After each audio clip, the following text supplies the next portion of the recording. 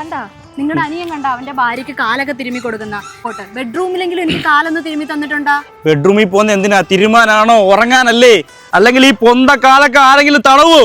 നിങ്ങൾക്ക് സ്നേഹമില്ല, കണ്ടുപഠിക്ക്. ഞാൻ എന്റെ കൂട്ടുകാരന്റെ ബർത്ത്ഡേ പാർട്ടിക്ക് പോട്ടെ. പോണ്ട.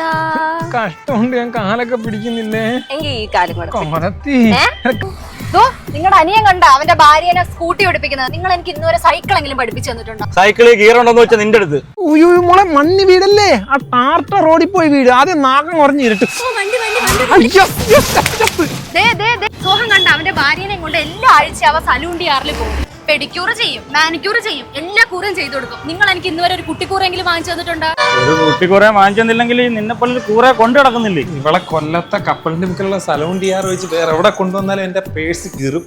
ഇവിടെ ആകുമ്പോൾ പ്രീമിയം ക്വാളിറ്റി പ്രോഡക്റ്റ് വെച്ചിട്ട് അഫോർഡബിൾ റേറ്റിൽ നല്ല സർവീസ് തരും. Hair spa, hair cut, hair colouring അങ്ങനെ ഹെയറിന്റെ കംപ്ലീറ്റ് പാക്കേജും സ്കിന്നിന്റെ പെഡിക്യൂർ, മാനിക്യൂർ, ഫേഷ്യൽ, ഹെയറിന്റെ പ്രീമിയം സർവീസ് ആയിട്ടുള്ള ബോട്ടക്സ്, കരാട്ടിൻ അങ്ങനെ എല്ലാ സർവീസും സലൂൺ ഡിയാറിൽ പ്രൊവൈഡ് ചെയ്യുന്നുണ്ട്.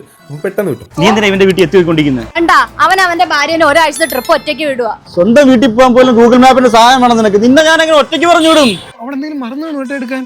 സ്നേഹോടാ, സ്നേഹം കൊണ്ടല്ലെന്ന്, ആ ഭ്രാന്തി അതെടുക്കാൻ മറന്നു പറഞ്ഞ് തിരിച്ചു വരും. ഒരാഴ്ചയെങ്കിലും എനിക്ക് സമാധാനം കിട്ടിട്ട്. നിങ്ങൾ തമ്മി ഇങ്ങനൊന്നും അല്ലായിരുന്നല്ലോ, ഭയങ്കര സ്നേഹത്തിലല്ലായിരുന്നു. സ്റ്റേജിൽ ഭയങ്കര പെർഫോമൻസ് ആയിരിക്കും, പക്ഷേ അണിയറയിൽ ഉദ്ദേശം വേറെ ആയിരിക്കും.